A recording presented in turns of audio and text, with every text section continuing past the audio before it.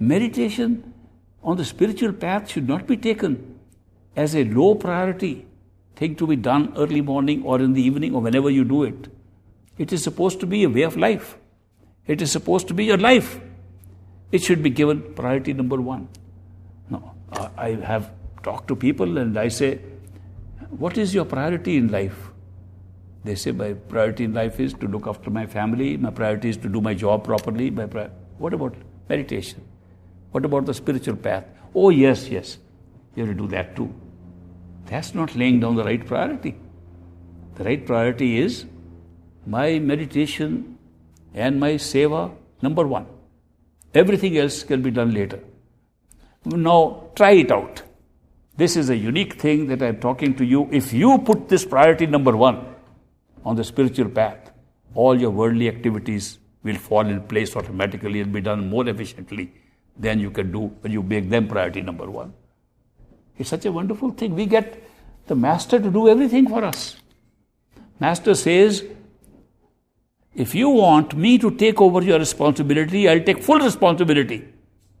Not only spiritual responsibility, even worldly responsibility. Just leave it to me. Have trust. I'll do it for you, through you. And when we have that kind of trust, He does it for us. Everything He does for us. Therefore, the way to approach the path of the Masters, the way to go over our own hurdles of life is to turn them over to the Master. When you talk to the Master inside, He is your best friend. You can't have a better friend than Him who's unconditionally loving you. A perfect living Master loves you no matter if you love Him or not. He never judges you. He's not sitting there to punish you. He's sitting there to love you. And if His love is so unconditional, how can you find another friend like that? He's the best friend. And with the best friend, you can share everything. And then He's a strong friend. He's a powerful friend. He can do anything for you. Just let Him do it. Great Master said, I give this offer to many people. They can leave their problems to the Master. They don't feel. They say, maybe Master doesn't know the problem fully.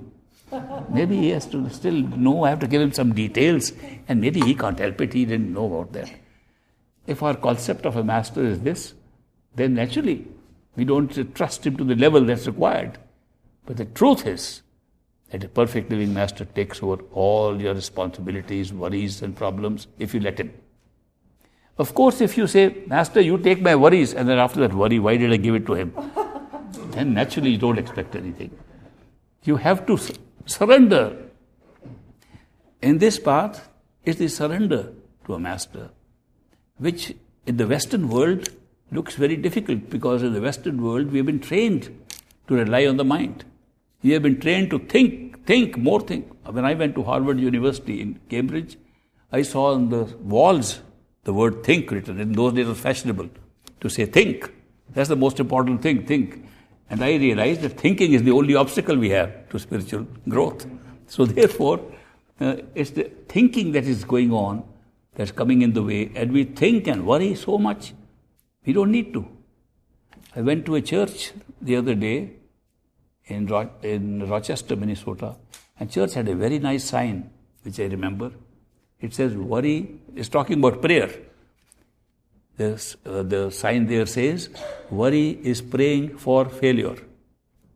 That when you worry, you automatically pray for failing. It is not worry leading to success. Because most of the time we worry about things that need not come up at all. I did a seminar once to ask people, what do they worry about? And what have they worried about in the last 3 months? I gave them a piece of paper to write on it.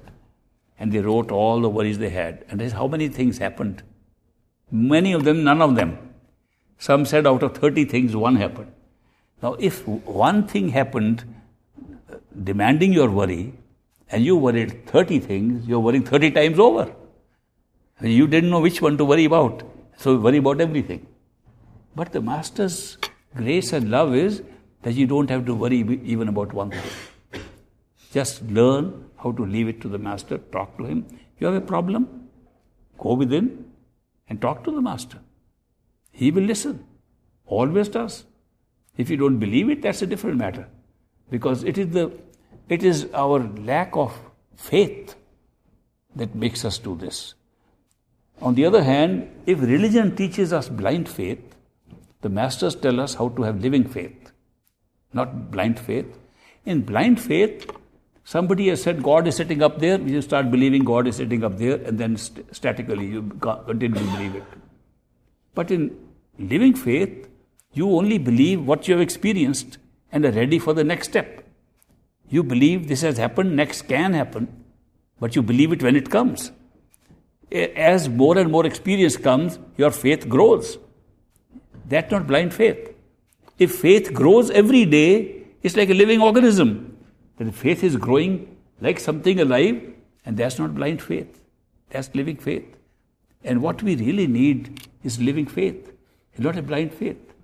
But this can only develop if we are ready to surrender and test it out. Everything should be tested out. It's not necessary to believe blindly anything, not even the Guru's word. But you must believe what the Guru's word can be personally experienced, and believe that much, and leave the rest open for more experiences.